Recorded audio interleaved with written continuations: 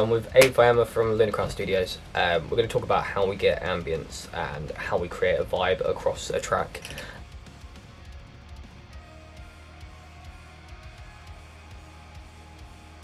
It does come down to arrangement at the end of the day, and everyone's heard, you know, that a good arrangement lends itself to a good mix because things need to not be fighting. You can't just have all your synths and stuff in the same octave as the guitars, otherwise you're just going to have a nightmare, stuff like that.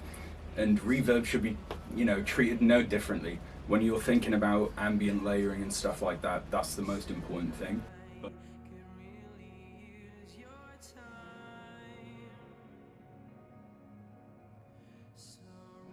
Yeah, sure. Well, the biggest thing, and this was kind of the game changer, was I started separating the different areas of the mix into their own buses so that I could treat them differently, could compress them differently, and if I didn't want things to be mushed together, they didn't have to.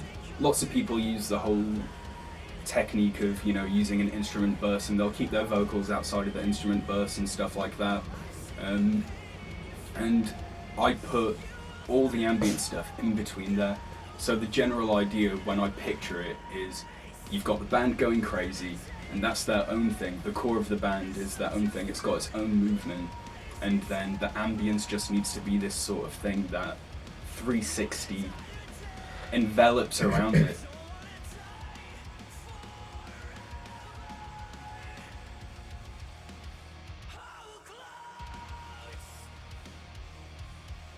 And doing long amounts of pre-delay. I think not enough people really know how to use the pre-delay on their reverbs properly, and they really should just spend some time to just listen to something on loop and dial in the pre-delay properly, because when you nail that, that's when you get that sensation of something sounding really big. And it also has quite a haunting texture to it as well. Like if you listen to Marigold, for example, it almost sounds like there's a crazy delay on there, but it's not. It's just the pre-delay of the reverb. It was almost like just like an echo and then a huge tail, and the effect that that gives you is like, it's like voices in the background that are still running around and like twisting after the vocals already happened.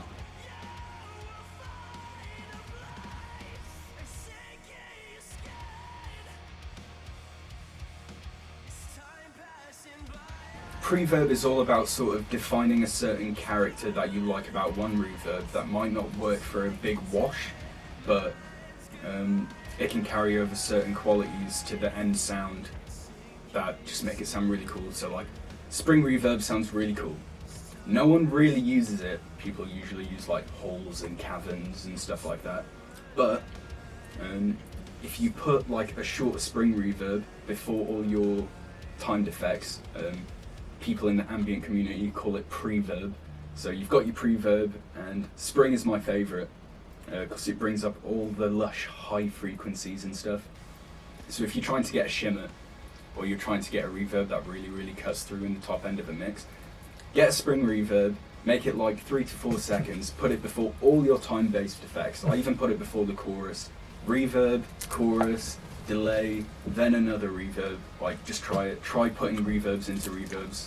You know, if you like the character of one thing, that will carry over until the end. Like, and if you've got something like Axe effects or lots of pedals, like Earthquaker stuff or whatever, using something like a spring reverb into a whole reverb is so much sicker than just using a whole reverb. Like, just get creative with it.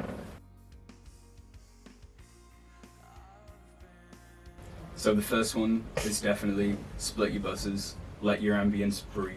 You don't have to chuck it in with the compression and everything that all of your crazier elements are doing. That's one really great way to separate things and fit things in a mix when you thought they couldn't be fit. So that would be the first one. The second one would be understand how to arrange a song properly. The quicker you understand that, the less you have to rely on things like EQs and going down a rabbit hole and doing crazy stuff to fix something that just, in my opinion, isn't fixable. Like, you can't just have everything in the same octave all the time. If you need to fit reverb in somewhere, you need to think where there's a gap in the mix, and you need to put it there. You know, whether it's a shimmer or it's a mid-range sort of verb, you know, you just need to think about this stuff. Are you talking about automating it in and then automating it out there, or are you just talking about like, adding it in as an instrument? Literally think of it as an instrument, like you need to think of it as an instrument. This is the one thing that's going to save everybody with so much stuff when it comes to mixing, and it's the biggest revelation that I had when I first started out, was realizing that you can't just mix things that are always in the same octave. And that's when I started learning how to arrange properly, and I realized that, you know, instead of thinking, oh, I'm gonna EQ the shit out of this, you need to just bring it up an octave or something like that. You know, so if you're having trouble with mixes, look at your arrangements. Third would be the preverb. If you like the character of one thing and you want it to carry over, don't be afraid to just stack reverb on top of reverb on top of reverb. Once you learn these other certain ways of controlling it, like you know, the splitting the buses and stuff like that, you can start getting a bit crazy with that sort of thing, trying to make it sound bowed in some way.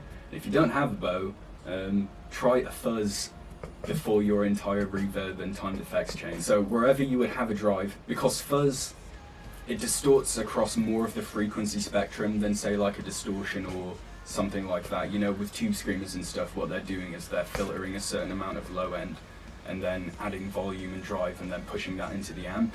With a fuzz, you know, it's distorting down, way down low, and that's what that whole sound is that type of clipping and just clipping the entire frequency spectrum. And there's something about that when you have a fuzz going into like 2 reverbs and 2 delays that are all like 100% wet, and you just gently play it, it sounds like a bow, and it's sick. Tip number 5 would be something that I do on synths and other things that you really need to carve the space for. It's like any guitar sound really, you know, it fills up so much of the frequency spectrum, and that just makes it even more of a nightmare when you're trying to mix that in with a band that already has distorted guitars and drums and other kind of layers anyway. So there's literally, most of the time, there's no space to fight for, so that's when you need to stop thinking in flat images, and you just need to start thinking about things like mid-side, because there'll be certain areas, either in the center or in the side, where you can create space without having to take things from the full picture. So mid-side's good, filtering low end, low mid specifically, that sort of 1 to 300 area just from the middle, can really open things up.